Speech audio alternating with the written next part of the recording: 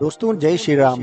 मैं जय पांडे आज फिर से आप सभी का स्वागत करता हूं आपके अपने YouTube channel A to Z stories में। एक आदमी रोज मंदिर जाता था और कई घंटों तक पूजा करता और भगवान से कहता, हे प्रभु, मेरे दुख कब कम होंगे। मैं तो रोज पूरी तरह पूजा करता हूँ, फिर भी इतने दुख भोग रहा हूँ। और वहीं अन्य लोग जो तेरी पूजा कभी नहीं करते हैं, फिर भी उन्हें किसी तरह की कोई कमी नहीं है। वो सदा खुशहाल और ऐसे रहते हैं कि क्या बताया जाए। ऐसे तो बिल्कुल नहीं होना चाहिए प्रभु। इस तरह वह निरंतर संताप हुआ, अवसाद ग्रस्त रहता और उठता रहता अपने आप को। इस तरह व्यक्ति इस तरह जो है समय व्यतीत करते हुए उस मनुष्य का बुढ़ापा आ गया और एक दिन जब वो फिर घर के मंदिर से निकला तो फिर से दूसरों को सुखी देखकर अवसादग्रस्त होकर दुखी हो गया। उसने ठान लिया कि आज वो पता लगाएगा कि भगवान है भी कि नहीं, क्योंकि यदि होते तो उसकी प्रार्थना अवश्य सुनते। ये सोचते हुए वो मंदिर जाने वाले हर आदमी से घुमा फिराकर एक ही बात पूछने लगा कि भैया, तुम्हारा कोई मनोरथ पूरा हुआ या अभी तक बाकी है। आश्चर्यजनक रूप से उसे सबसे यही उत्तर मिला कि वो भी इसी उम्मीद से यहाँ आ रहे हैं कि कभी न कभी उसकी मनोरथ पूरी होंगी। अब उस व्यक्ति को लगने लगा कि ये भगवान वगैरह सब झूठ है, सिर्फ मंदिर के पुजारियों द्वारा मूर्ख बना के पैसा कमाने का उपक्रम है। ऐसा विचार कर वो क्रोध में भरने लगा और अपनी पूजन सामग्री वहीं छोड़ के मंदिर के पुजारियों से झगड़ा करने लगा कि अभी उसे एक और व्यक्ति दिखा जो नाचते गाते मंदिर में जा रहा था और उसकी आंखों से भी अश्रुधारा बह रही थी। उस व्यक्ति ने भक्ति में डूबे व्यक्ति से अपना प्रश्न पूछना चाहा, परंतु वो आनंद में इतना डूबा था कि कुछ देख ही नहीं पाया और आगे बढ़ गया। उस व्यक्ति ने ये समझा कि लगता है अभी ये व्यक्ति ने नया नया मंदिर आना शुरू किया है, इसीलिए इसे भी एक दिन पता चलेगा जब इसकी कोई भी इच्छा पूर्ण नहीं होगी तब। अब वो व्यक्ति नित्य आता और मंदिर के द्वार से ही लौट जाता, किंतु दूसरे व्यक्ति को अवश्य देखता जो प्रतिदिन उसी भक्ति से डूबकर मंदिर में जाते और उसी भांति भजन कीर्तन करते हुए लौट आते।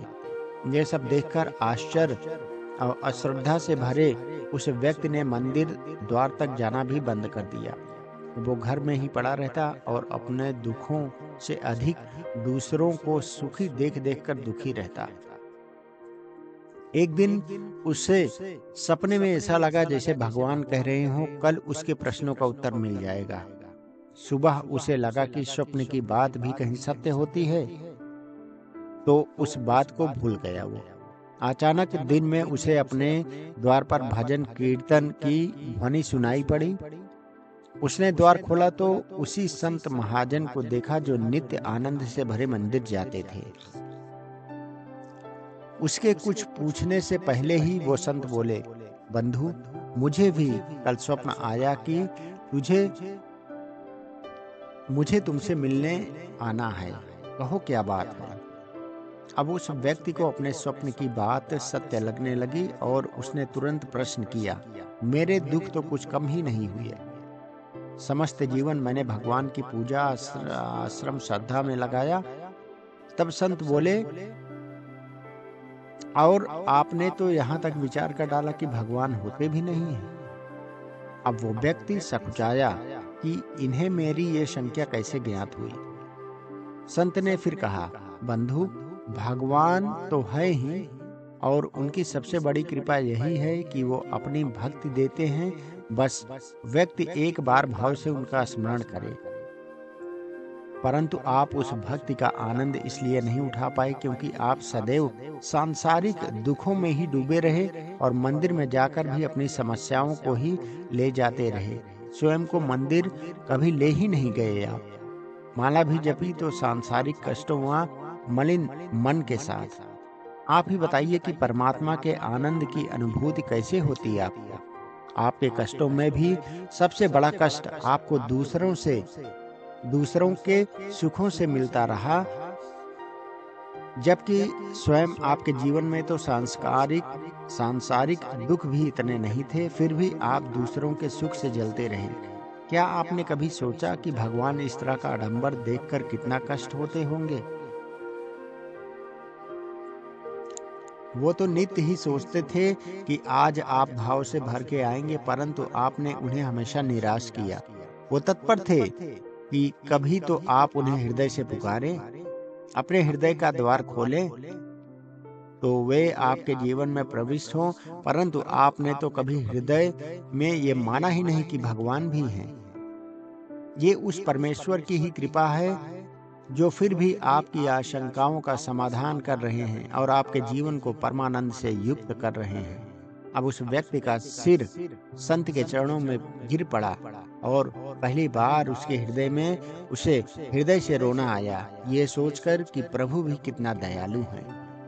उसे ये बात सोचकर भी दुख होने लगा कि उसने इन संत के विषय में भी क्या गलत सोच लिया था।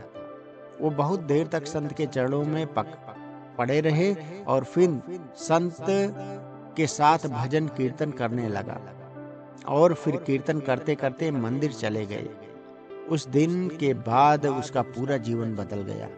अब वो नित्य भाव से भर कर मंदिर जाने लगा। भगवान की भक्ति के आनंद की आंधी में वो डूब गया।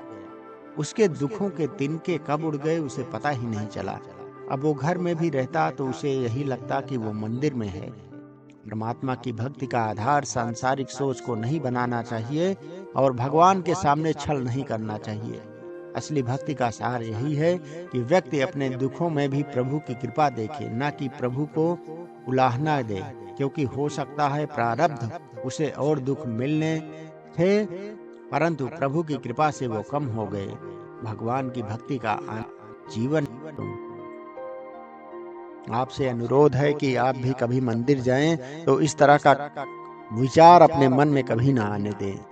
प्रभु आपको जरूर दर्शन देंगे, आपके समस्त कष्टों को हरेंगे। मिलेंगे एक नई वीडियो में एक नई रोचक कहानी के साथ।